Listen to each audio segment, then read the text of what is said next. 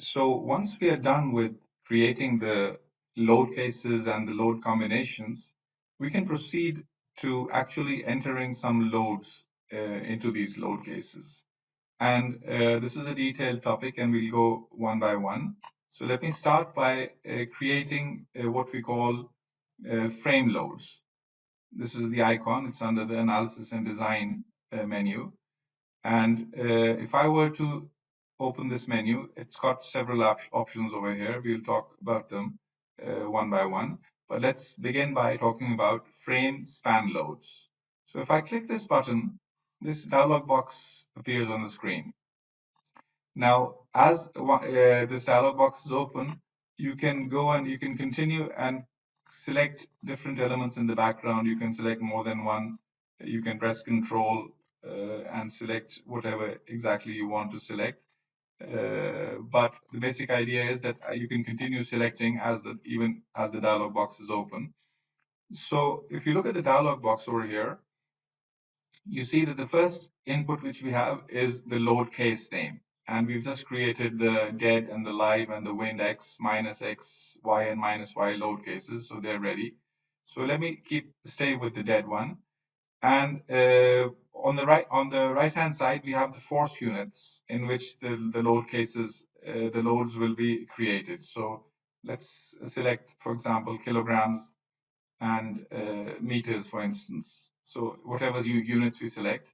So we have a chance of overriding these general units in Comosys on the bottom right hand side. We can choose whatever units while we're inside this dialog box. And once we select the units, we can choose the option of, so we'll be entering some distances, and we can choose the option of entering relative distances and absolute distances, and these will be for these point loads and trapezoidal loads, etc. So let me stay with the relative distances for the moment.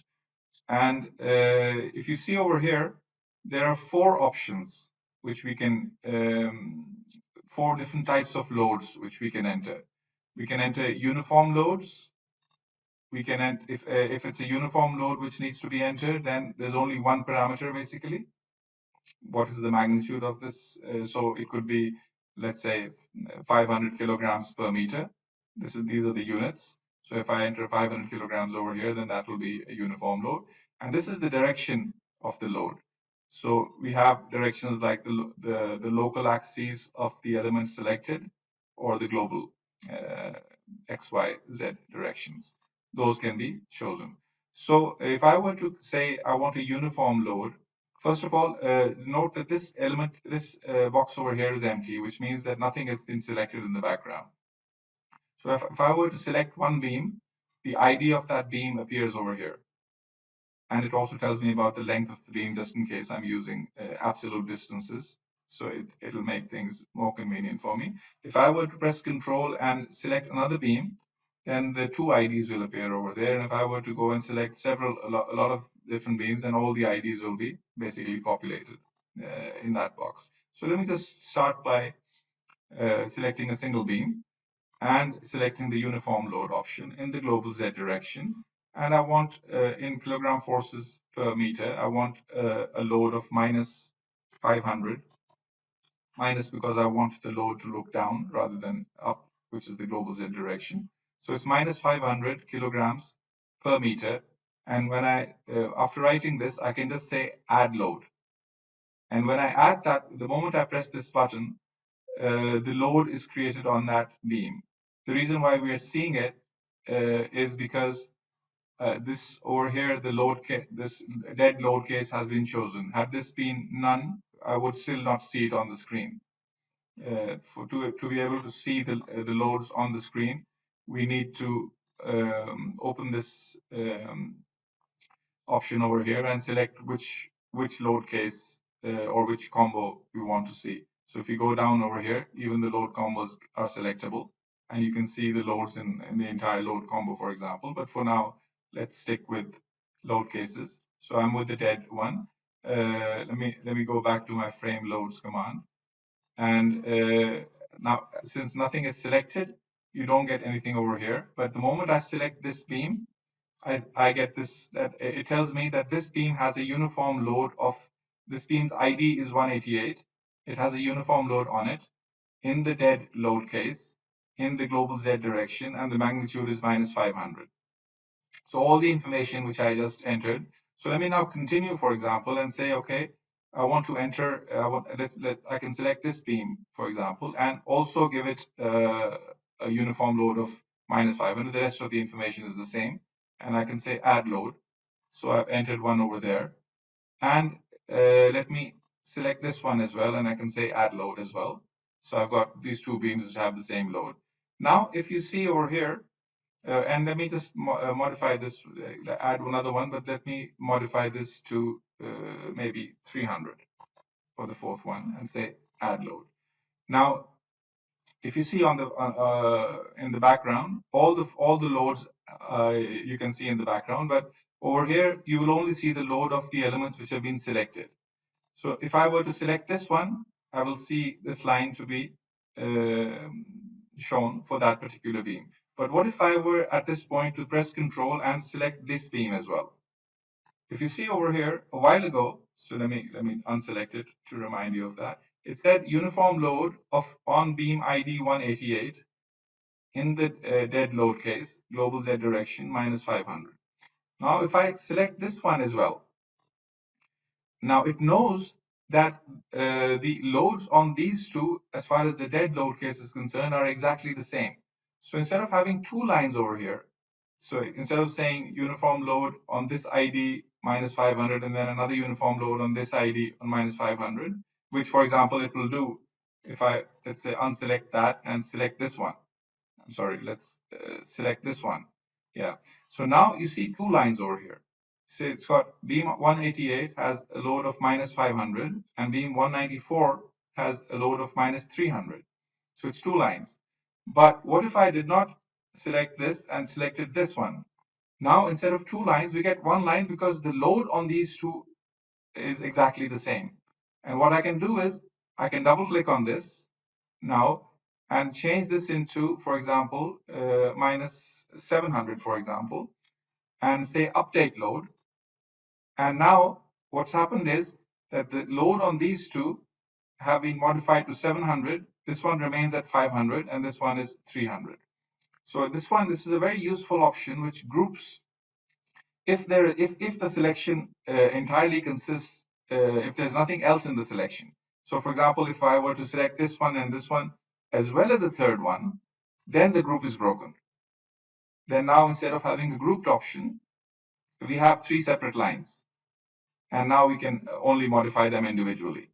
But the moment we unselect this one, they're immediately grouped back together. And this is because of these check boxes which you see on the right. You can see them as grouped or you can see them as single, depending on what you've done.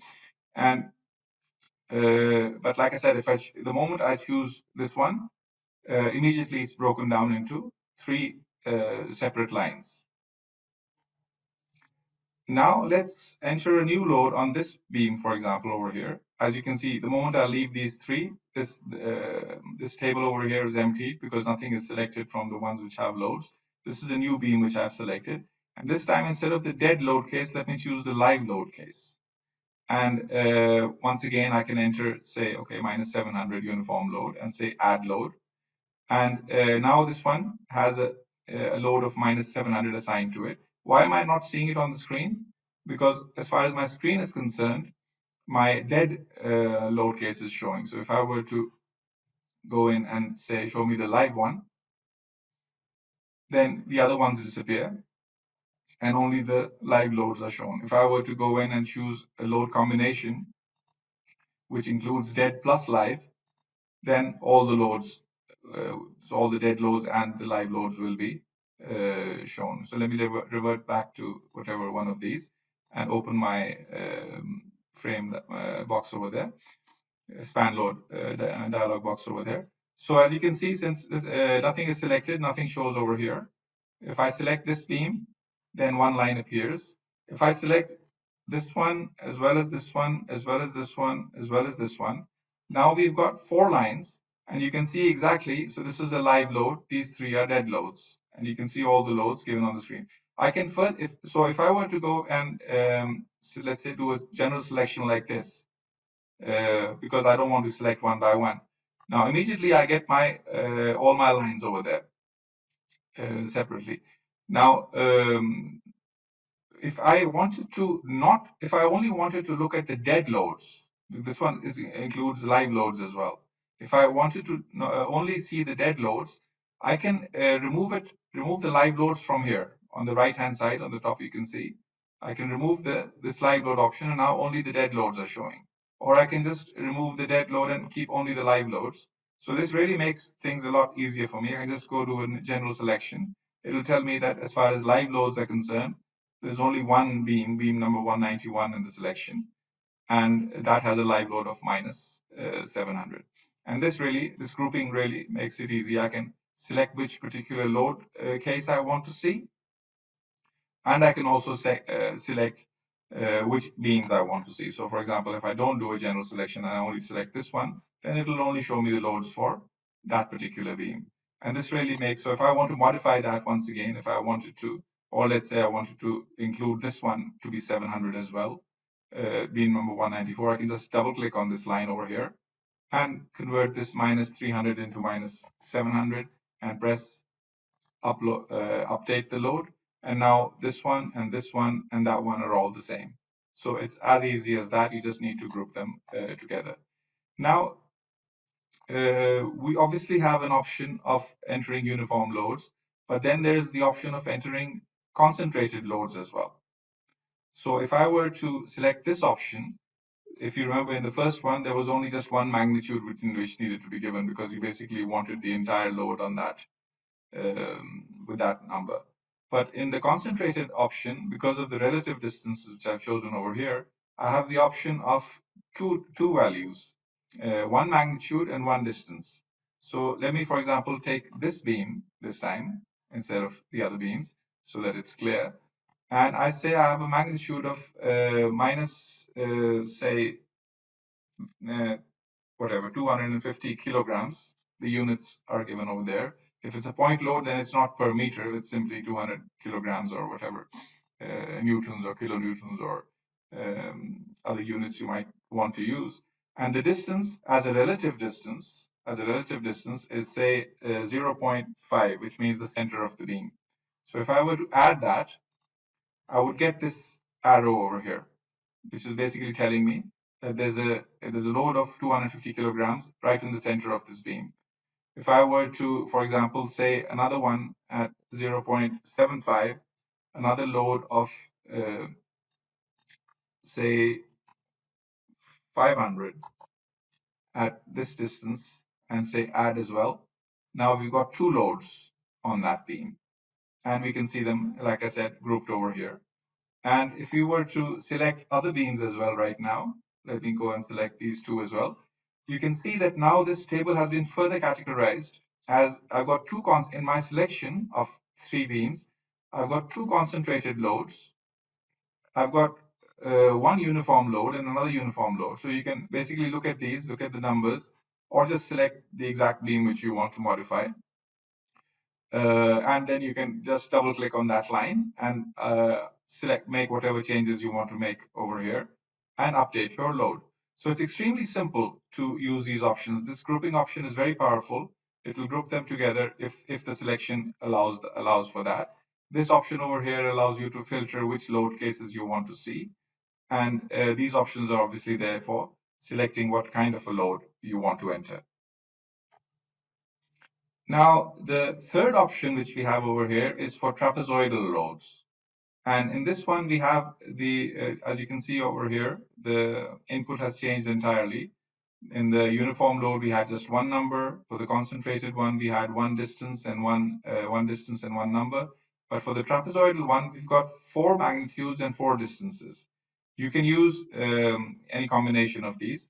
So let me just select, for example, this beam over here, and say I want to give it a trapezoidal load with a magnitude of, so it's kilograms per meter. So let's start with 100 kilograms per meter. So maybe I can make it 200 kilograms per meter at 0.25 relative distance from the start. and then go to increase that to 400 at the half length distance, and then come back to 200 at the 0.75 relative distance.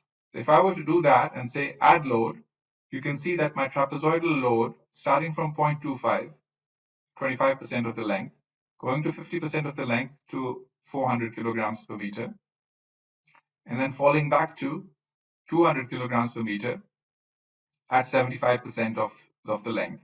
Like I said, you can always convert these back to absolute distances.